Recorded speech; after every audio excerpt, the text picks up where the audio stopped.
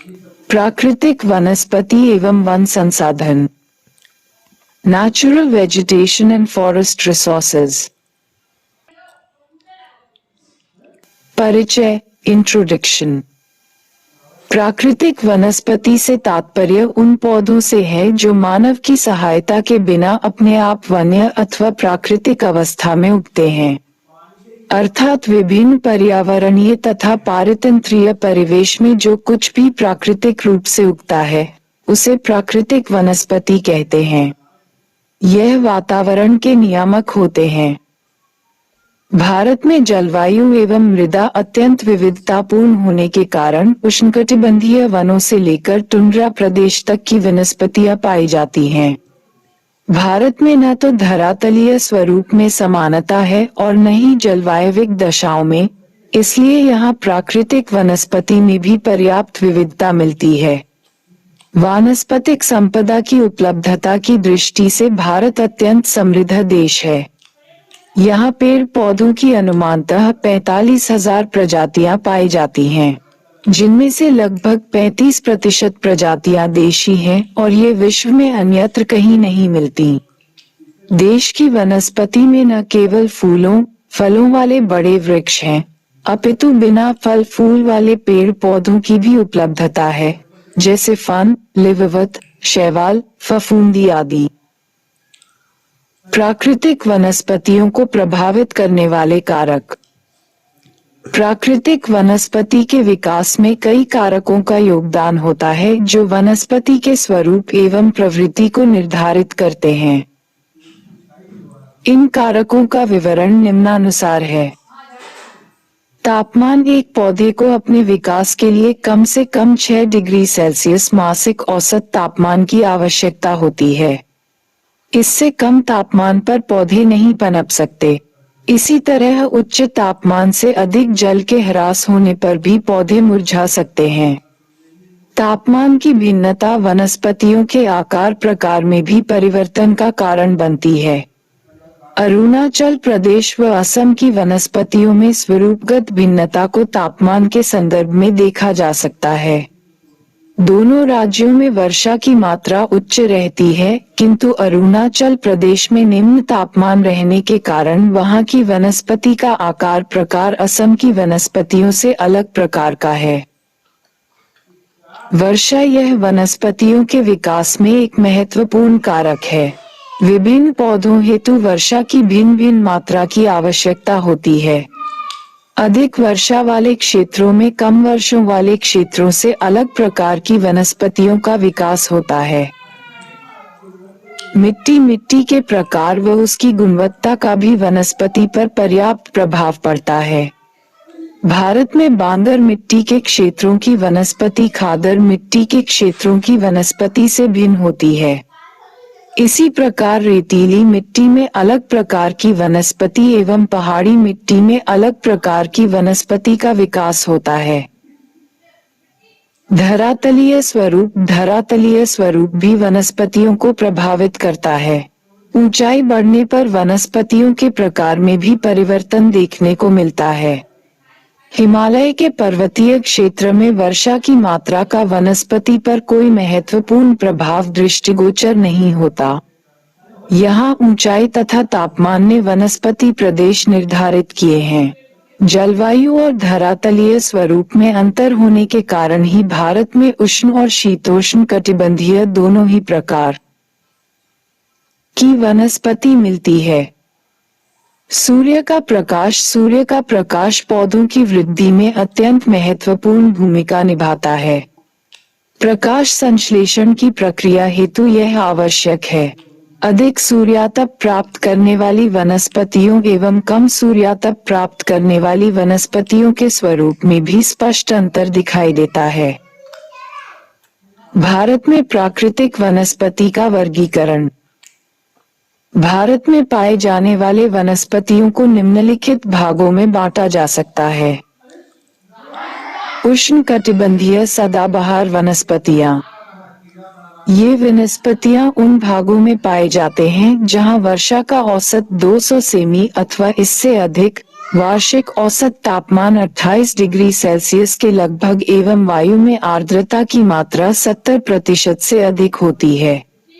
यहाँ वर्षा ऋतु सामान्यतः 8 माह तक बनी रहती है। इस प्रकार की वनस्पतियाँ उत्तरी में हिमालय, पूर्वी हिमालय, दक्षिणी भारत में पश्चिमी घाट, नीलगिरी, अन्नामलाई व इलायची की पहाड़ियों एवं अंडमान निकोबार द्वीप तक फैले हैं। सामान्यतः अधिक वर्षा के कारण ये वनस्पतियां सदैव हरी रहती हैं। वर्षा की मात्रा में कमी होने से यह अर्ध सदाबहार हो जाते हैं। इस क्षेत्र में वनस्पति की विविधता और अत्यधिक सघनता पाई जाती है, जिससे इनको काटने में कठिनाई होती है। इन वनों में अधिकतर रबड़, महोगनी, एबोनी, लौह काष्ठ, जंगली आम, साल, बांस तथा बेत, लताएं अधिक उगती हैं। प्रायद्वीपीय भारत में तमिलनाडु, केरल तथा अगुम्बे कर्नाटक में पाई जाने वाली उष्णकटिबंधीय पर्वतीय सदाबहार वनों को शोला वन कहते हैं। इन्हें के वनों में पाई जाने वाली वृक्ष प्रजातियां भारत में अन्यत्र कहीं नहीं पाई जाती। अत्यधिक सघन होने, मिश्रित वृक्षों के पाए जाने एवं परिवहन सुविधाओं अभाव के कारण इन वनस्पतियों का आर्थिक उपयोग बहुत कम हुआ है। उष्णकटिबंधीय आर्द्र मानसूनी वनस्पति। ये वनस्पतियां अधिकतर उन भागों में पाई जाती हैं जहां वर्षा प्रायः 100 से 200 सेमी तक, औसत वार्षिक तापमान 26 डिग्री सेल्सियस से 30 डिग्री सेल्सियस और आर्द्रता का प्रतिशत 60 से 80 के बीच रहता है। ग्रीष्म ऋतु के प्रारंभ में नमी संरक्षण के लिए इन वृक्षों पत्तियां झड़ जाती है, इसीलिए इसे पतझड़ वन भी कहा जाता है। इन भागों में ऊंचे 20 से 45 मीटर और मजबूत वृक्षों के लिए काफी जल मिल जाता है, किंतु वर्षा की मात्रा इतनी अधिक नहीं होती कि वनस्पतियों की सघनता बहुत अधिक हो। अतः इन वृक्षों के नीचे अधिक झाड़ झंखाड़ नहीं पाए जाते, किंतु प्रकाश मिलने से घास व बांस अधिक पैदा होते हैं। इस प्रकार की वनस्पतियां हिमाचल प्रदेश से असम तक हिमालय के बाहरी और निचले ढालों पर मिलती हैं। ये वनस्पतियां उत्तर प्रदेश, उत्तराखंड, बिहार, झारखंड, ओडिशा, पश्चिम बंगाल और दक्षिण पश्चिमी घाट के पूर्व से लगातार मध्य प्रदेश, छत्तीसगढ़, महाराष्ट्र, तमिलनाडु व कर्नाटक का अधिकांश आर्द्र पठारी भाग और पूर्वी केरल के शुष्क भागों में कुमारी अंतरीप तक मिलती हैं। इन वनस्पतियों में सागवान, साखू, साल, बांस, पलास, आंवला, शीशम, लाल व सफेद चंदन की लकड़ियां प्राप्त होती है। अपनी मजबूती के कारण यह वनस्पतियां आर्थिक दृष्टि से मूल्यवान होती हैं। उष्णकटिबंधीय शुष्क कटीली वनस्पति। जिन भागों में वर्षा की मात्रा 50 से 100 सेंटीमीटर के मध्य, आर्द्रता 50 से 60% और तापमान 20 डिग्री सेल्सियस से 35 डिग्री सेल्सियस तक रहता है, वहां उष्णकटिबंधीय शुष्क वनस्पतियां पाई जाती हैं। इन वृक्षों की साधारणतः ऊंचाई 6 से 9 मीटर तक होती है। यहाँ विशेषतः ऐसे वृक्षों अथवा झाड़ियों की अधिकता होती है जो जल की कमी सहन करने में सक्षम होती हैं। इन वृक्षों की जड़ें बहुत लंबी और मोटी होती है, जिससे वे भूगर्भ से जल का अवशोषण कर सकें। कुछ वृक्ष मोटी पत्ती वाले अथवा कांटेदार होते हैं, जिससे कि तीव्र वाष्पीकरण से बच सके। कई पौधों पर पत्तियां बिल्कुल नहीं या बहुत कम होती है, किंतु कांटे अधिक होते हैं।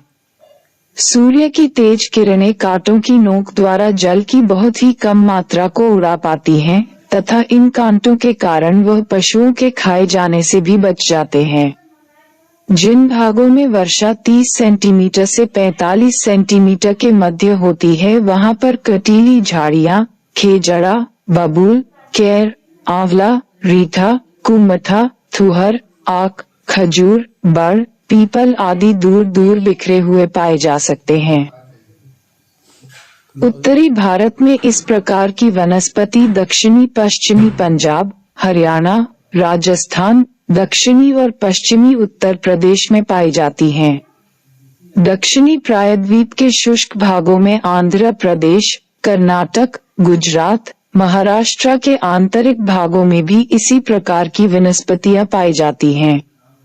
इन वृक्षों की लकड़ियां मुख्यतः ईंधन के काम में आती हैं। कुछ का उपयोग इमारती कार्यों के लिए भी किया जाता है। इन्हीं वनों से कत्था, गोंद, केर, सांदरी अनेक प्रकार की जड़ी बूटियां, देशी दवाएं आदि प्राप्त किए जाते हैं। यहाँ घास का प्रायः अभाव पाया जाता है। पर्वतीय वनस्पतियां। ये वनस्पतियां देश के पर्वतीय प्रदेशों में पाई जाती हैं।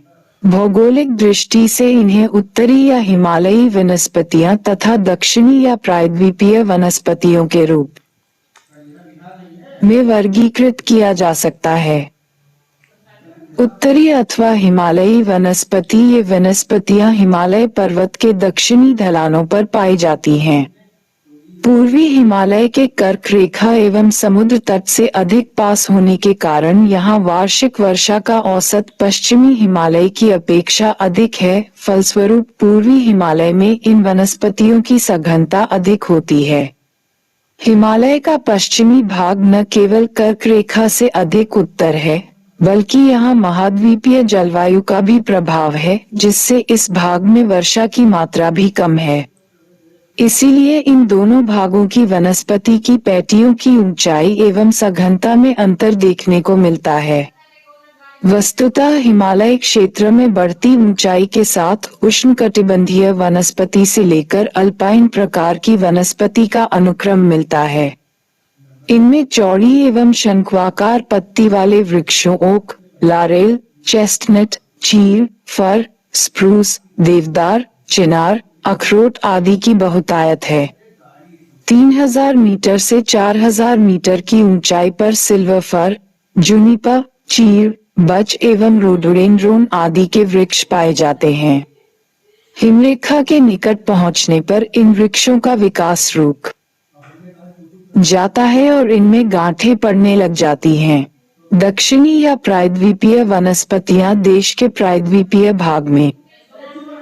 प्रायद्वीपीय वनस्पतियां नीलगिरी, अन्नामलाई, पालनी की पहाड़ियों, महाबलेश्वर तथा पश्चिमी घाट के उच्च भागों, सतपुड़ा और मैकाल की पहाड़ियों पर पाए जाते हैं। इन भागों में घास के मैदान, सदाबहार वन तथा झाड़ियां उगी हुई मिलती हैं। इन भागों में यूकलिप्टस वृक्षों का रोपण किया गया है। दक्षिण में नीलगिरी और पालनी की पहाड़ियों में 1075 से 1525 मीटर की ऊंचाई पर आर्द्र वनस्पतियां पाई जाती हैं। इससे कम ऊंचाई पर मिश्रित वनस्पतियां मिलती हैं। सह्याद्री, सतपुड़ा और मैकाल की पहाड़ियों पर भी इसी तरह की वनस्पतियां पाई जाती हैं। नीलगिरी, अन्नामलाई और पालनी की पहाड़ियों पर 1500 मीटर की ऊंचाई पर मिश्रित वनस्पतियों को स्थानीय लोग शोला वन कहते हैं। शोला वन घने होते हैं। इनमें कई प्रकार के अधिपादप, काई और फन पाए जाते हैं। शोला वन। यह वनस्पति पश्चिमी घाट, पूर्वी घाट, सतपुड़ा श्रेणी, नीलगिरी, कार्दमम एवं अन्नामलाई की पहाड़ियों पर 1070 से 1500 मीटर की ऊंचाई के बीच पाई जाती है। यह उष्णकटिबंधीय पर्वतीय सदाबहार वनों का ही एक रूप है। ज्वार प्रदेशीय या दलदली वनस्पतियां। इस प्रकार की वनस्पतियां उन भागों में पाए जाते हैं जहां समुद्र तट पर ज्वार भाटा के कारण खारा जल फैल जाता है। यहाँ की मिट्टी भी दलदली होती है, जहाँ मुख्यतः ऐसी वनस्पति पैदा होती है जिसकी जड़ें सदैव नमकीन जल में डूबी रहती हैं। इनसे शाखाएं निकलकर चारों ओर फैल जाती हैं। ये वृक्ष ऊंचे व सदा हरे भरे रहते हैं।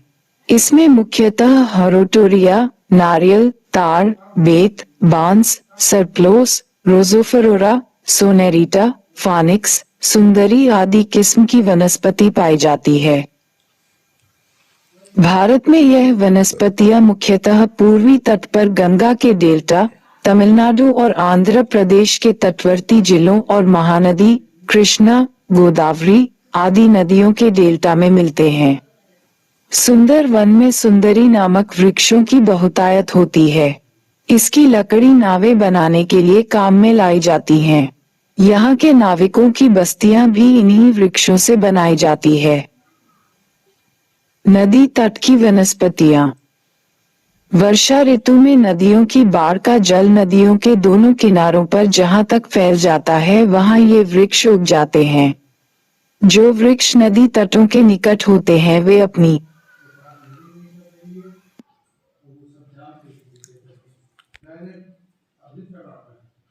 लंबी जड़ों द्वारा भूमिगत जल को खींचकर बड़े ऊंचे और सुदृढ़ बन जाते हैं, किंतु जो वृक्ष नदी तट से दूर होते हैं वे प्रायः छोटे और दुर्बल हो जाते हैं। इन वृक्षों में मुख्यतः बबूल, शीशम, जामुन, महुआ, नीम, आम, शहतूत, पीपल, इमली, खैर आदि हैं। ऐसे वन पंजाब से लेकर असम तक मिलते हैं। चूंकि नदी तट की भूमि में खेती अधिक की जाती है, अतः वन कम घने ही होते हैं। इन्हीं से किसानों को ईंधन उपलब्ध होता है। वन संसाधन के प्रकार। वनों का वर्गीकरण मुख्यतः 3 श्रेणियों के अंतर्गत किया जाता है। सुरक्षित वन जैव विविधता के संरक्षण के लिए यहाँ वृक्षों की कटाई और पशुओं की चराई बिल्कुल वर्जित होती है। यह वृक्षों से भरा वन होता है, जिसका कोई विशेष आर्थिक लाभ नहीं होता है। यह अप्रत्यक्ष रूप से वन्य जीवन या प्राकृतिक वनस्पति एक को सुरक्षा प्रदान करके वनों को संरक्षण प्रदान करता है। इसका प्रत्यक्ष आर्थिक लाभ तब प्राप्त होगा जब इन वनों को राष्ट्रीय उद्यान बनाकर पर्यटन स्थल के रूप में इसे प्रोत्साहित किया जाएगा।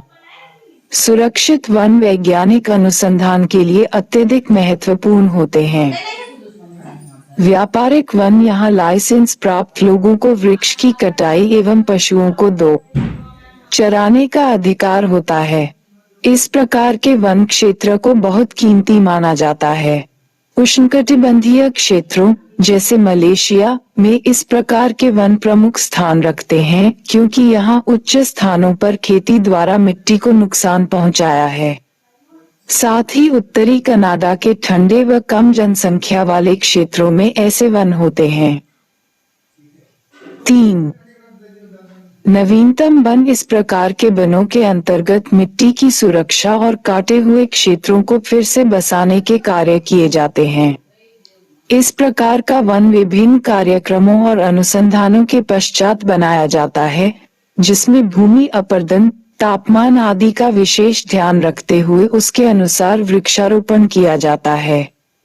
खाली व बेकार भूमि को साफ कर इस प्रकार के वनों को विकसित किया जाता है, क्योंकि ये आर्थिक दृष्टि से महत्वपूर्ण होते हैं। इस प्रकार के वन क्षेत्र में वृक्षों की कटाई पर किसी प्रकार का प्रतिबंध नहीं है। अच्छे ढंग से वृक्षारोपण किए जाने के कारण लकड़ी के काटने या अन्य उत्पादों के उपयोग किए जाने से पारिस्थितिकीय खतरा उत्पन्न नहीं हो पाता है। वनों का महत्व।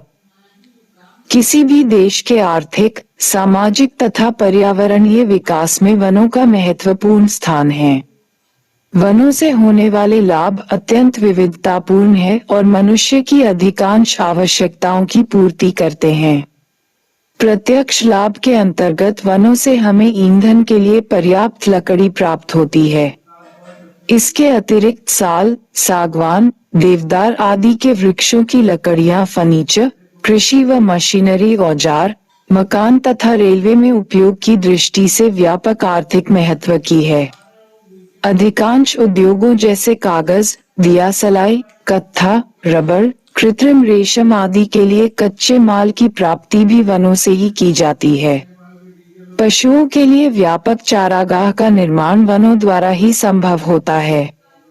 वनों से काष्ठ कोयला प्राप्त होता है, जो सस्ता ईंधन होने के साथ ही ऊर्जा शक्ति का सस्ता व सुलभ स्रोत भी है। भारतीय वनों में कुछ ऐसे वृक्ष भी पाए जाते हैं, जिनके फलों, पत्तियों व वृक्ष छालों तथा उनके रसों से अनेक प्रकार की आयुर्वेदिक औषधियां तैयार की जाती हैं। वनों से रेशम और लाख भी प्राप्त होती है, जिससे वस्त्र और चूड़ी आदि का निर्माण होता है। प्रत्यक्ष लाभों के अलावा वनों से हमें अप्रत्यक्ष रूप से भी लाभ पहुंचता है। जलवायु को सम बनाने तथा वातावरण में नमी को बनाए रखने में वन महत्वपूर्ण भूमिका अदा करते हैं। वर्षा के लिए भी वन अत्यधिक महत्वपूर्ण है। बाढ़ के पानी के बहाव तथा नदियों की जलधारा का नियंत्रण वनों द्वारा होता है। वनों से निकले ह्यूमस तथा जीवांश के मिलने से भूमि की उर्वरा शक्ति बढ़ती है। वनों द्वारा भूमि के अपरदन को भी नियंत्रित किया जाता है। कृषि और उद्योगों के बीच संतुलन स्थापित करने वाला एक प्रमुख कारक वन ही है। वनों के कारण भूमिगत जल का स्तर ऊपर आ जाता है, जिससे एक ओर जहां सिंचाई तथा पीने के लिए कुआं खोदने में सुविधा होती है, वहीं दूसरी ओर वर्षा जल भी भूमि के अंदर आसानी से एकत्रित हो जाता है। वनों द्वारा कोयले और पेट्रोल के रूप में ईंधन की प्राप्ति होती है, वैसे वन जो पूर्व में भूमि के नीचे दब गए थे। वनों के प्रत्यक्ष और अप्रत्यक्ष लाभ किसी देश या काल की सीमा से बंधे नहीं होते हैं। वनों द्वारा प्रत्यक्ष लाभ तो स्थान विशेष के लागों को ही होता है, परंतु अप्रत्यक्ष रूप से इसका लाभ लगभग पूरी दुनिया को मिलता है। राष्ट्रीय वन नीति। भारत में वनों का वितरण अत्यधिक असमान व अपर्याप्त है। भारत की समस्त भूमि का मात्र 23% भाग वनाच्छादित है, जबकि कुल भौगोलिक क्षेत्र का 33% वनावरण आवश्यक है। हिमाचल प्रदेश, केरल, उड़ीसा व त्रिपुरा कुछ ऐसे गिने चुने राज्य हैं जहां वन क्षेत्र राष्ट्रीय औसत से अधिक है, जबकि अन्य राज्यों में ये राष्ट्रीय औसत से कम या काफी कम है। भारत में सबसे पहले 1894 में वन नीति का निर्माण हुआ, जिसको 1952 में तथा 1988 में संशोधित किया गया। 1988 की संशोधित नीति वनों की सुरक्षा, संरक्षण तथा विकास पर जोर देती है। राष्ट्रीय वन नीति 1988 के अनुसार भारत में 33% वन क्षेत्र की प्राप्ति का लक्ष्य रखा गया है। इसके अनुसार मैदानी भागों में 20% तथा पर्वतीय भागों में 60% क्षेत्र को वनाच्छादित करने की आवश्यकता है। भारत वन स्थिति report 2021, India state of forest report 2021। ये रिपोर्ट भारतीय वन सर्वेक्षण (FSI) देहरादून 1981 द्वारा प्रत्येक 2 वर्ष में तैयार की जाती है। FSI पर्यावरण, वन और जलवायु परिवर्तन मंत्रालय के अधीन आता है। जारीकर्ता पर्यावरण, वन और जलवायु परिवर्तन मंत्रालय। पहली रिपोर्ट 1987 में जारी की गई थी। पर्यावरण, वन और जलवायु परिवर्तन मंत्री भूपेंद्र यादव द्वारा 13 जनवरी 2022 को 17वीं भारत वन स्थिति रिपोर्ट जारी की गई। इस रिपोर्ट को जारी करने में भारतीय दूर संवेदी उपग्रह रिसोर्स सेट 2 से प्राप्त आंकड़ों का प्रयोग किया जाता है। वनावरण या वन क्षेत्र या फॉरेस्ट कवर वह सभी भूमि जिसका क्षेत्रफल हेक्टेयर से अधिक हो और वृक्ष घनत्व 10% से अधिक हो वनावरण कहलाता है। भूमि का स्वामित्व व कानूनी दर्जा इसे प्रभावित नहीं करता है। यह आवश्यक नहीं है कि इस प्रकार की भूमि अभिलेखित वन में सम्मिलित हो। वृक्षावरण या वृक्षों से आच्छादित क्षेत्र या इसमें अभिलेखित वन क्षेत्र के बाहर हेक्टेयर से कम आकार के वृक्ष खंड आते हैं। वृक्ष आवरण में सभी प्रकार के वृक्ष आते हैं, जिनमें छितरे हुए वृक्ष भी सम्मिलित हैं। वनावरण में सबसे ज्यादा वृद्धि खुले वनों में देखी गई है। भारतीय वन स्थिति रिपोर्ट 2019 की तुलना में वृक्ष तथा वनावरण में कुल 2261 वर्ग किमी की वृद्धि हुई है। वनावरण में 1540 वर्ग किमी की वृद्धि, वृक्षावरण में 721 वर्ग किमी की वृद्धि। 17 राज्यों, केंद्र शासित प्रदेशों में 33% से अधिक भौगोलिक क्षेत्र वनाच्छादित है।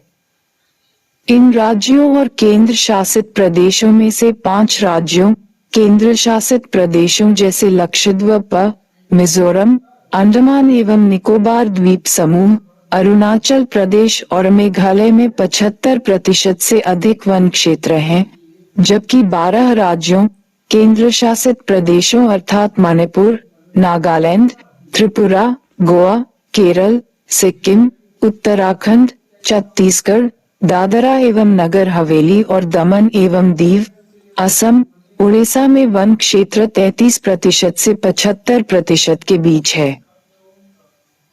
वृक्षावरण, देश का कुल वृक्षावरण 95,748 वर्ग किमी है। 1212 वर्ग किमी की वृद्धि, ये भारत के कुल भौगोलिक क्षेत्र का 2.91% है।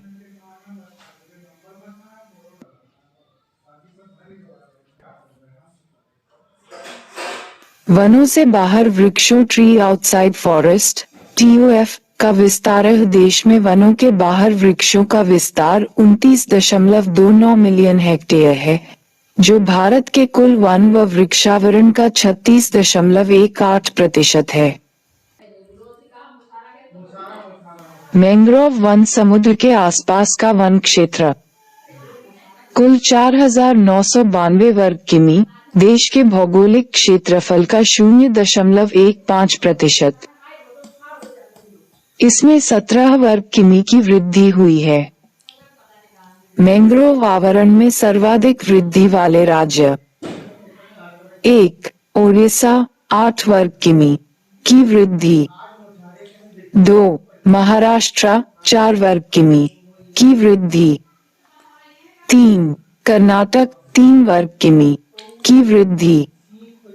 बांस क्षेत्र बैम्बू बेयरिंग एरिया, बांस के वन 53,336 मिलियन कलम तने हो गए हैं। कुल क्षेत्र 15 मिलियन हेक्टेयर। सर्वाधिक बांस क्षेत्र वाला राज्य मध्य प्रदेश। वनों की आग की स्थिति 46%। वन क्षेत्र में आग लगने का खतरा है। टाइगर रिजर्व, कॉरिडोर व शेर संरक्षित क्षेत्रों में वन आवरण। भारत वन स्थिति रिपोर्ट 2021 में भारत के टाइगर रिजर्व, गलियारे एवं शेर संरक्षण क्षेत्र में वन आवरण के आकलन से संबंधित एक नया अध्याय सम्मिलित किया गया है। 2011-22 के बीच बाघ क्षेत्र के वनावरण में 22.62 वर्ग किमी की कमी आई है। कुल 53 में से 21 टाइगर रिजर्व के वनावरण में वृद्धि, जबकि 32 टाइगर रिजर्व के वनावरण में कमी हुई है। वनावरण में सर्वाधिक वृद्धि वाले टाइगर रिजर्व: 1. बक्सा, पश्चिम बंगाल। 2. अन्नामलाई, तमिलनाडु। 3. इंद्रावती, छत्तीसगढ़। वनावरण में सर्वाधिक कमी वाले tiger reserve: 1. Kanwar tiger reserve, Telangana. 2. Bhadra.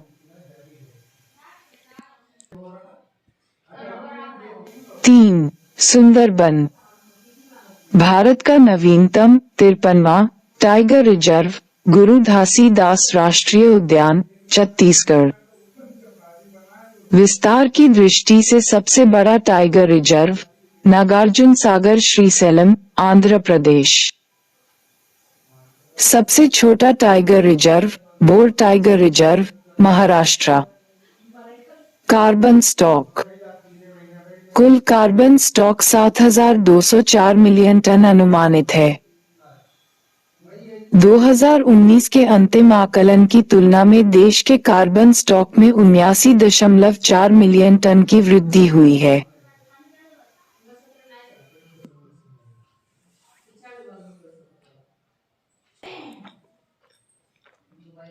Carbon stock में वार्षिक वृद्धि 39.7 मिलियन टन है। देश में सर्वाधिक कार्बन स्टॉक अरुणाचल प्रदेश। अन्य विशेषता: इस रिपोर्ट में एक नया अध्याय जोड़ा गया है, जिसमें जमीन से ऊपर बायोमास का अनुमान किया गया है। बिट्स पिलानी के गोवा कैंपस के सहयोग से भारतीय वनों में जलवायु परिवर्तन हॉटस्पॉट की मैपिंग पर आधारित एक अध्ययन किया गया है। वनों के विनाश के कारण जनसंख्या में वृद्धि होने से कृषि उत्पादन बढ़ाने की बाध्यता ने कृषि भूमि की मांग को बढ़ा दिया, जिसकी पूर्ति वनों को काटकर की गई, जो वनों के विनाश का कारण बनी। ब्रिटिश शासन काल में जब रेलमार्गों का विकास किया जाने लगा तो स्लीपरों के लिए अंधाधुंध रूप से वनों को काटा गया। जहाज बनाने हेतु तथा घरेलू उपयोग के लिए ईंधन की आवश्यकता पूरी करने हेतु अत्यधिक कटाई ने वनों का विनाश किया। वनों में पशुओं की अनियंत्रित चराई के कारण भी वन क्षेत्रों का विनाश हुआ। ये पशु कोमल टहनियों को खाते हैं, जिससे वृक्षों की जल ग्रहण करने की क्षमता नष्ट हो जाती है तथा अपने खुरों से वृक्षों की जड़ों को हिला देते हैं। अतः मिट्टी का क्षरण आरंभ होकर कालांतर में वन क्षेत्र नष्ट हो जाते हैं। वृक्षों में अनेक प्रकार के कीड़े और बीमारियां लग जाने से भी उनका विनाश हुआ है। कभी कभी वन क्षेत्रों में दावाग्नि फैल जाने से क्षेत्र विशेष के वन नष्ट हो गए। बाढ़ों के कारण भी वृक्ष नष्ट हो गए। आदिवासियों द्वारा झूमिंग प्रणाली द्वारा खेती किए जाने से वनों का तेजी से विनाश हुआ है। सरकारी नियमों की आड़, सत्ता का दुरुपयोग, नगरों में लकड़ी की बढ़ती मांग, उच्च वर्ग का शिकार के प्रति बढ़ता रुझान, राजमार्गों का निर्माण, बड़ी बड़ी सिंचाई परियोजनाओं का क्रियान्वयन, औद्योगिक विकास आदि कारणों से भी वन नष्ट होते गए। भारत के ग्रामीण इलाके में ईंधन खपत का 47% भाग वनों से प्राप्त होता है। इन क्षेत्रों में ईंधन की लकड़ी की आवश्यकता ने भी वनों के विनाश में योगदान दिया है। इमारती एवं फर्नीचर की लकड़ी की आवश्यकता की पूर्ति हेतु साल, शीशम, सागवान, आबनूस आदि वृक्षों को काफी अधिक कटाई, जम्मू कश्मीर एवं कर्नाटक में काष्ठ व शिल्प उद्योग के लिए वनों की कटाई आदि के कारण निर्वनीकरण तीव्र हुआ है। परिवहन मार्गों के विकास एवं निर्माण, खनिजों की खुदाई, विशाल बांधों का निर्माण जैसे विकास कार्यों के कारण भी वनों का विनाश हुआ है। वनों के विनाश से हानियां। वन देश की राष्ट्रीय आय, राष्ट्रीय संसाधन, भूमि का उपजाऊपन आदि बढ़ाने में महत्वपूर्ण योगदान देते हैं। इनके कट जाने से अनेक सामाजिक एवं सांस्कृतिक दुष्परिणाम भुगतने पड़ते हैं। जैसे वनों का देश की जलवायु पर गहरा प्रभाव पड़ता है। हिमाचल प्रदेश में शिवालिक पर्वतमाला के ढालों पर उगे हुए वनों को नष्ट कर दिए जाने से वहां की जलवायु शुष्क हो गई है और भूमि अनुपजाऊ बनती जा रही है। वनों के कट जाने से वर्षा में कमी आ जाती है तथा भूमि का जल अधिक मात्रा में बह जाता है एवं वाष्प बनकर उड़ने लगता है। पर्वतीय ढालों के वन काटे जाने से नदियों का प्रवाह तेज हो जाता है, जिससे मिट्टी का क्षरण अधिक होने लगता है और बाढ़ों का प्रकोप बढ़ जाता है। साथ ही भूमिगत जल का स्तर भी गिर जाता है। वनों की कमी से ग्रामीणों को ईंधन के लिए लकड़ियां कम मिलती है, विशेषतः उन्हें गोबर रूपी खाद के उपले बनाकर जलाना पड़ता है, जिससे खेतों को उचित मात्रा में खाद न मिलने से उनकी उत्पादन क्षमता घट जाती है। वनों के कट जाने से पशुओं के लिए चारे की कमी पड़ जाती है। दुधारू पशु निर्बल हो जाते हैं तथा वे कम दूध देने लगते हैं। वनों के कट जाने से वनों पर निर्भर उद्योग धंधे को भी कच्चे माल का अभाव हो जाता है। उन पर आश्रित जड़ी बूटियां, अनेक पशु पक्षी, नैसर्गिक जैव जगत सब कुछ नष्ट हो जाता है। वन संसाधन के संरक्षण के उपाय। वन हमारी राष्ट्रीय संपत्ति है। इसका चक्रीय संसाधनों की भांति निरंतर विकास एवं संरक्षण दोनों ही आवश्यक है। वनों के संरक्षण के लिए भारत में क्षेत्रवार एवं राष्ट्रीय स्तर पर अनेक प्रकार से प्रयास 5वीं योजना से ही किए जाते रहे हैं। यहाँ पर वनों के विकास एवं संवर्धन हेतु विशेष सुझाव दिए गए हैं। देश के सभी भागों में राष्ट्रीय पार्कों एवं अभयारण्यों की संख्या में निरंतर वृद्धि की जानी चाहिए। नवीन अभयारण्यों के निरंतर विकास को राष्ट्रीय नीति का अंग बनाया जाना चाहिए। देश के सभी भागों में जलवायु एवं भू व्यवस्था व धरातल स्वरूप के अनुसार निर्धारित वनस्पति तंत्र अथवा विशेष क्षेत्र में आरक्षित वन क्षेत्रों व नम पट्टियों का विकास किया जाए। राष्ट्रीय वन मंडल, राष्ट्रीय वन अनुसंधान परिषद एवं केंद्रीय पर्यावरण मंत्रालय को मिलकर वन विकास पर आधारित योजना बनानी चाहिए। राजस्थान, हरियाणा, गुजरात, कर्नाटक जैसे राज्यों के बंजर पहाड़ी एवं बेकार पड़े एवं भू कटाव से ग्रसित क्षेत्रों में वनों का तेजी से विकास किया जाना चाहिए। नव विकसित वृहद सिंचाई परियोजना के कमांड क्षेत्र में पहले से 40 से 50% अल्प विकसित एवं गैर कृषि भूमि पर व्यावसायिक, उपयोगी अथवा फलदार वृक्षों के उद्यान एवं अभयारण्यों के विकास की राष्ट्रीय नीति बनाई जाए। देश के पहाड़ी व पठारी, उजाड़ क्षेत्रों, पूर्व के नष्ट किए गए वन क्षेत्रों, बंजर एवं वनरहित पहाड़ी भागों में विशिष्ट जल संरक्षण प्रणाली के आधार पर बड़े पैमाने पर वन लगाए जाएं। आरक्षित घने व अन्य वन क्षेत्रों से जितने क्षेत्र से वृक्ष काटे जाएं, उससे 25% अधिक क्षेत्र में सघन वन लगाए जाएं। इसी भांति बांध, रेल व सड़क मार्ग, नहरी नगरीय व कृषि भूमि आदि के विकास के साथ साथ नवीन वन क्षेत्रों का नहरी कमांड क्षेत्र, मार्गों व नहरों के निकट वनों की चौड़ी पट्टी बनाकर वनों की पुनः स्थापना की जाए। आरक्षित वन क्षेत्रों से वनों की कटाई, घास की चराई व अन्य प्रकार से वृक्षों के लिए हानिप्रद कार्यों पर सभी प्रकार से नियंत्रण लगाए जाएं। इमारती लकड़ी के स्थानापन्न के रूप में प्लास्टिक फाइबर तथा स्टील का प्रयोग किया जाना चाहिए। घरेलू ईंधन में लकड़ी के स्थान पर बायोगैस, सोलर कुकर, विद्युत चूल्हे या बुरादे का ईंधन, नगरीय वेस्ट से बना ईंधन व गैस एवं खनिज तेल व एलपीजी उत्पादों को अर्थात इन्हें स्थानापन्न साधनों के रूप में बढ़ावा दिया जाना चाहिए। प्राथमिक शिक्षा से ही वनों के महत्व, संरक्षण एवं उसके प्रति प्रत्येक नागरिक कर्तव्य, जागरूकता एवं प्रशासन की उपेक्षा का विरोध जैसे सभी तथ्यों का ज्ञान आवश्यक रूप से दिया जाना चाहिए। राष्ट्रीय वन आयोग भारत के माननीय प्रधानमंत्री की अध्यक्षता में 21 जनवरी 2002 को हुई बैठक में भारतीय वन्यजीव बोर्ड ने ये घोषणा की कि देश में सभी संगठनों और मान्यता प्राप्त संस्थाओं के पुनर्गठन, सुधार और सुदृढ़ीकरण के मामलों को देखने के लिए एक राष्ट्रीय वन आयोग की स्थापना की जानी चाहिए। तदनुसार देश के समूचे वन क्षेत्र और मान्यता प्राप्त संस्थाओं के पुनर्गठन, सुधार और सुदृढ़ीकरण के मामले देखने के लिए भारत के पूर्व मुख्य न्यायाधीश माननीय श्री B.N.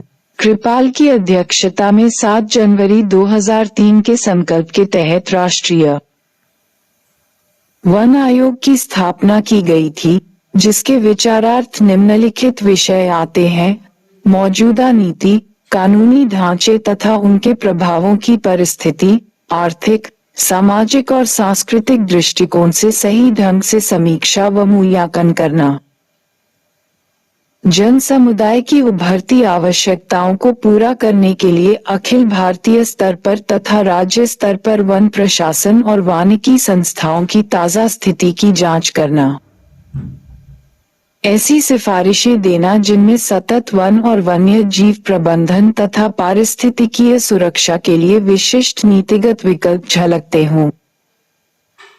उपर्युक्त नीतिगत विकल्पों को हासिल करने में सहायता के लिए वन प्रशासन को अधिक प्रभावी बनाने हेतु अर्थोपायों का सुझाव देना। आदिवासियों सहित वानिकी प्रबंधन और स्थानीय समुदायों के बीच सार्थक साझेदारी और अंतफलक स्थापित करना। राष्ट्रीयकृत वन आयोग से अपेक्षा की जाती है कि वह शीघ्र ही सरकार के समक्ष अपनी रिपोर्ट प्रस्तुत करें। सामाजिक वानिकी। वृक्षारोपण को प्रोत्साहित करने वाला ये कार्यक्रम 1976 से ही चल रहा है। वनारोपण को एक जन आंदोलन के रूप में प्रोत्साहित करना इस नीति का लक्ष्य है। इसमें गैर सरकारी संगठनों का भी सहयोग लिया जा रहा है।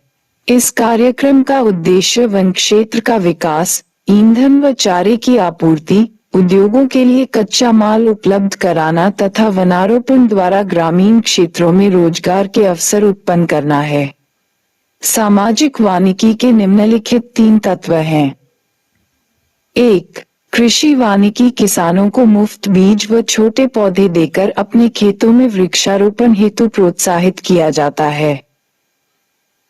2. ग्रामीण या सामुदायिक वानिकी। गांवों की सामूहिक उपयोग वाली सार्वजनिक भूमियों पर जन समूहों द्वारा वृक्षारोपण को प्रोत्साहित किया जाता है। ये सामाजिक वानिकी का स्वयं नियोजित कार्यक्रम है।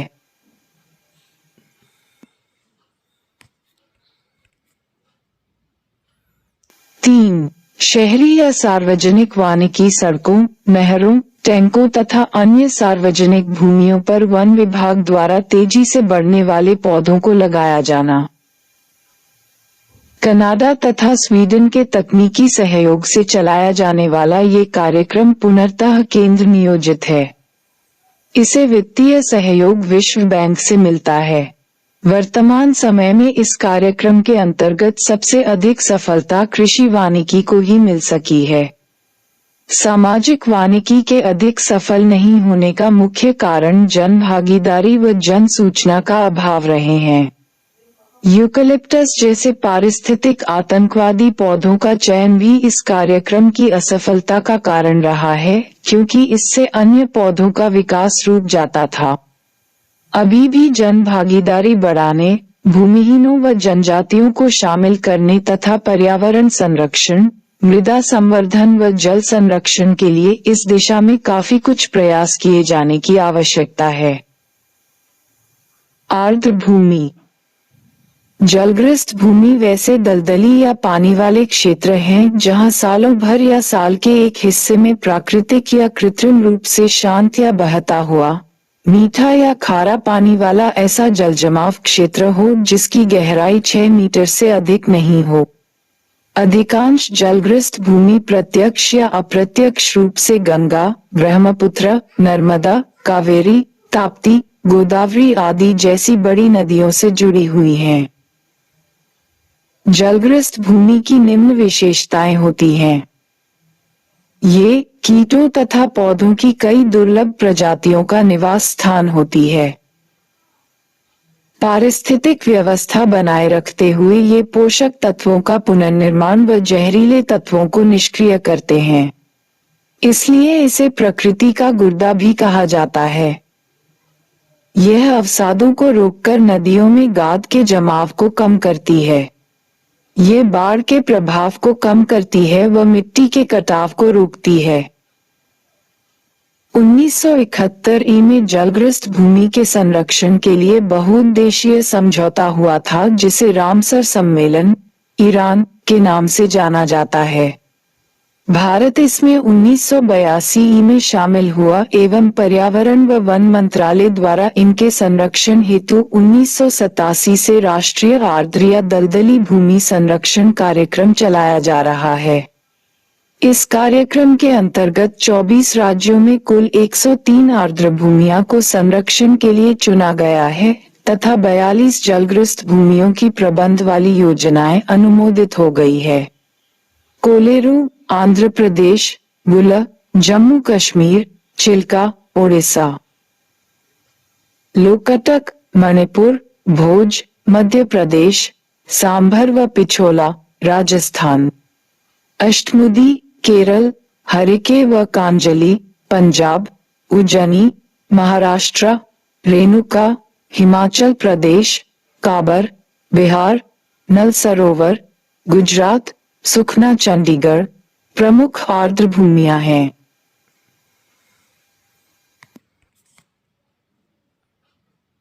रामसर स्थल,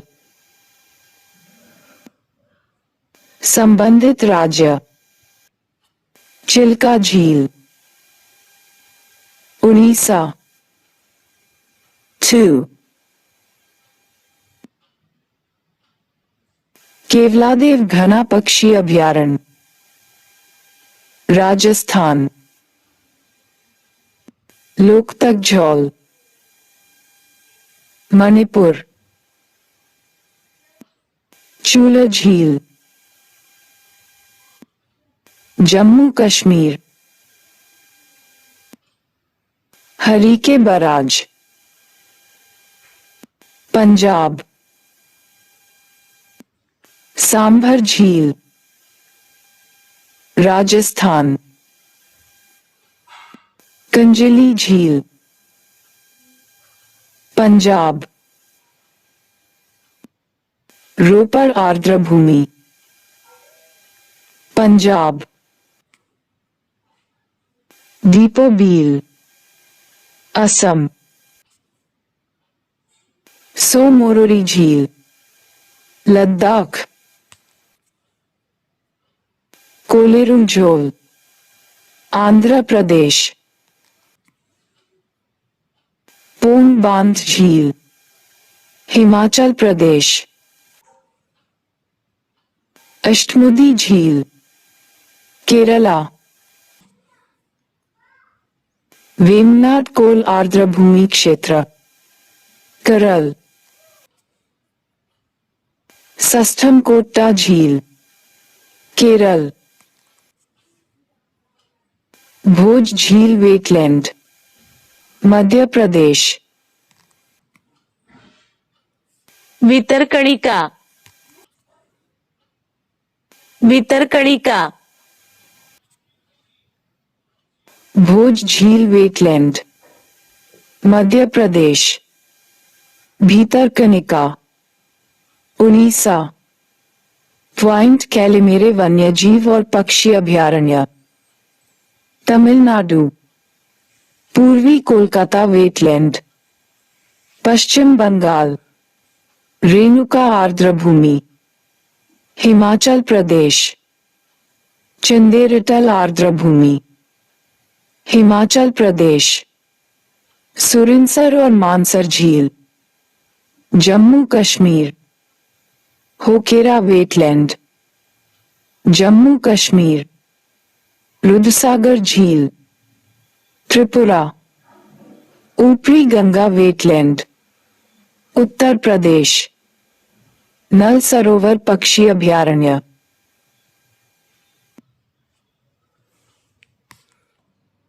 नल सरोवर पक्षी अभयारण्य, गुजरात, सुंदरबन डेल्टा, पश्चिम बंगाल, नंदुर मध्यमेश्वर, महाराष्ट्र, केशोपुर म्यानी कम्युनिटी रिजर्व, पंजाब, नागल वन्य जीव अभयारण्य, पंजाब, व्यास संरक्षण रिजर्व, पंजाब, नवाबगंज पक्षी अभयारण्य, उत्तर प्रदेश, सांडी पक्षी अभयारण्य, उत्तर प्रदेश, समसपुर पक्षी अभयारण्य, उत्तर प्रदेश, समन पक्षी अभयारण्य, उत्तर प्रदेश, पार्वती अर्गा पक्षी अभयारण्य, उत्तर प्रदेश, सरसई नावर झील,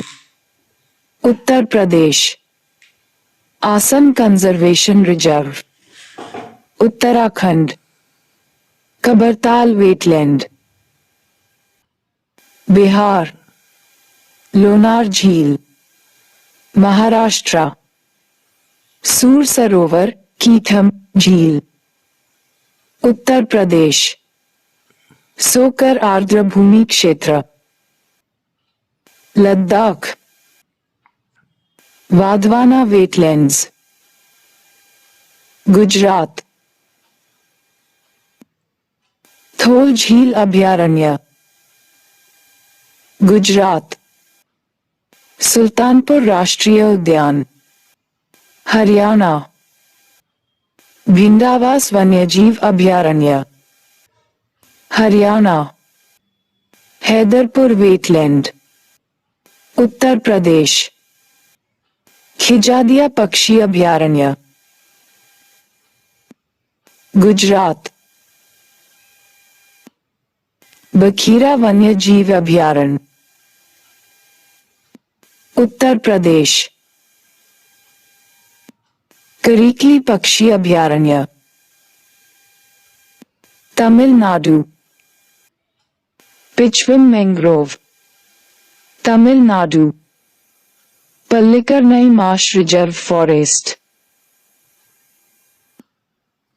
तमिलनाडु। पाला आर्द्र भूमि।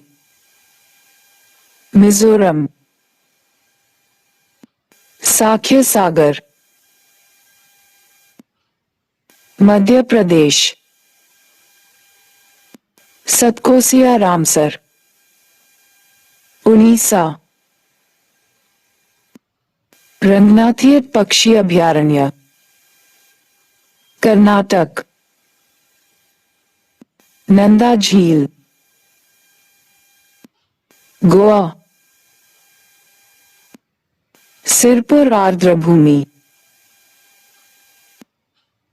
मध्य प्रदेश।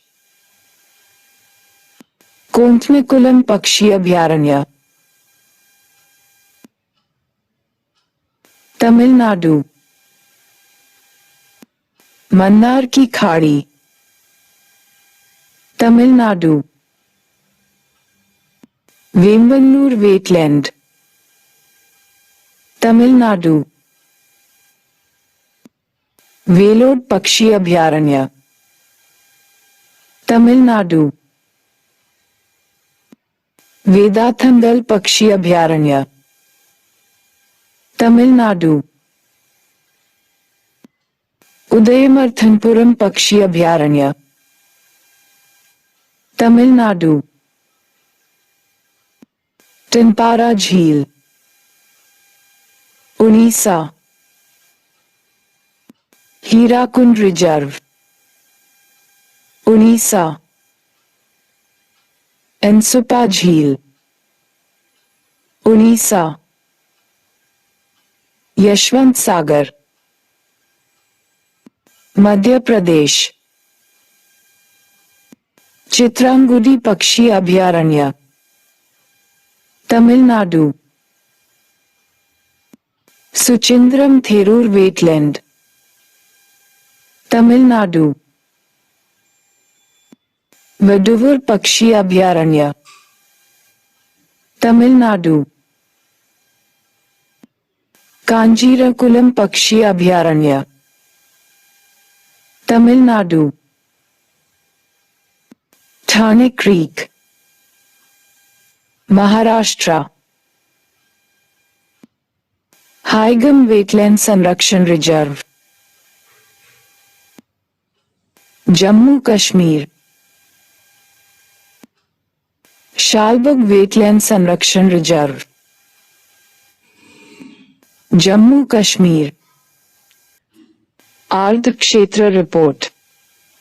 भारतीय अंतरिक्ष अनुसंधान संगठन इसरो द्वारा उपग्रह चित्रण तकनीक की सहायता से देश के आर्द्र क्षेत्रों, नमी वाले क्षेत्रों का एक विस्तृत ब्यौरा तैयार किया है। प्रमुख बातें। ये ब्यौरा इसरो के अहमदाबाद स्थित अंतरिक्ष अनुप्रयोग केंद्र द्वारा तैयार किया गया है। इसमें पारिस्थितिकी की दृष्टि से महत्वपूर्ण एवं अंधाधुंध विकास के कारण खतरे में पड़े क्षेत्रों को चिन्हित किया गया है। ये ब्यौरा केंद्रीय पर्यावरण एवं वन मंत्रालय द्वारा प्रायोजित राष्ट्रीय आर्द्र भूमि तालिका एवं आकलन परियोजना के तहत किया गया है। भारत के आर्द्र क्षेत्रों का कुल क्षेत्रफल 15.26 मिलियन हेक्टेयर अनुमानित है, जो देश के कुल भौगोलिक क्षेत्र का 4.63% है। नदियों को छोड़कर आर्द्र क्षेत्र 1 करोड़ हेक्टेयर है। नदियों द्वारा आच्छादित कुल क्षेत्र 5.26 मिलियन हेक्टेयर है, जो कुल आर्द्र क्षेत्र का 34.46% है। इसके बाद क्रमशः जलाशयों, अंतःज्वारीय दलदली जमीन, पोखरों, तालाबों, मैंग्रोव 0.47 मिलियन हेक्टेयर 3.09% और मूंगे 0.14 मिलियन हेक्टेयर 0.93% का है। राज्यों का क्रम लक्षद्वीप में सबसे अधिक आर्द्र भूमि क्षेत्र 96.12% है। इसके बाद क्रमशः अंडमान तथा निकोबार द्वीप समूह, दमन तथा दीव एवं गुजरात का स्थान है। मिजोरम में सबसे कम 0.66% आर्द्र भूमि क्षेत्र है। मैंग्रोव ये उष्णकटिबंधीय और उपोष्णकटिबंधीय प्रदेशों की समुद्र तटवर्ती पश्चजलों, मुहानों, क्षारीय दलदलों व दलदली मैदानों की विशिष्ट पारिस्थितिकी वाले क्षारसीय वानिकी क्षेत्र हैं। ये बड़ी संख्या में पौधों और जीव जंतुओं की ऐसी प्रजातियों के संग्रहण क्षेत्र हैं जिनमें क्षार सहन करने की अत्यधिक क्षमता है। ये समुद्री जल की उर्वरता बढ़ाते हैं, मृदा अपरदन रोकते हैं। ये समुद्री तूफानों की तीव्रता कम करते हैं तथा समुद्री सूक्ष्म जीवों के लिए नर्सरी का काम करते हैं। राष्ट्रीय पर्यावरण नीति 2006 कच्छ, मैंग्रोव, वनस्पतियों और प्रवाल भित्तियों को महत्वपूर्ण तटीय पर्यावरण संसाधन के रूप में वर्गीकृत करता है, जिनसे समुद्री जीवन प्रजातियों को आश्रय मिलता है, उन्हें तीव्र मौसमी बदलाव से सुरक्षा मिलती है। इसके साथ ही ये सतत पर्यटन के लिए संसाधन का आधार है। पर्यावरण मंत्रालय 1987 से इसके संरक्षण हेतु कार्यक्रम चला रहा है। मंत्रालय ने ओडिशा में राष्ट्रीय कच्छ वनस्पति आनुवांशिक संसाधन केंद्र स्थापित किया है। मैंग्रोव वनस्पति संरक्षण और प्रबंधन योजना में 38 मैंग्रोव वनस्पति क्षेत्रों की पहचान की गई है। उत्तरी अंडमान निकोबार द्वीप समूह, सुंदरवन, पश्चिम बंगाल, भीतरकनिका, धमरा, ओडिशा, कोरिंगा, गोदावरी डेल्टा, कृष्णा का मुहाना, आंध्र प्रदेश, महानदी डेल्टा, उड़ीसा, पिछावरम व कैलीमर पॉइंट, काजुवेली, रामनद, तमिलनाडु, गोवा, कच्छ की खाड़ी, गुजरात, कुंदापुर, कर्नाटक, अचरा, रत्नगिरी, विक्ररौली, कुंडालिका रडाना, मालवन, श्रीवर्धन, महाराष्ट्र और बेम्बानद, केरल इनमें प्रमुख हैं। 2 कच्छ वनस्पतियां भारत में लुप्त होने के कगार पर हैं। इनमें से एक है तमिलनाडु के पिचावरम में पाई जाने वाली राइजोफोरा अन्नामलाई और दूसरी है ओडिशा के भीतरकनिका में पाई जाने वाली हेरिटेरिया कनिकेंसिस। यूनेस्को द्वारा जीवमंडलीय आरक्षित क्षेत्रों की विश्व सूची में पश्चिम बंगाल के सुंदरवन को शामिल किया गया है। ये देश का सबसे बड़ा मैंग्रोव वनस्पति क्षेत्र है।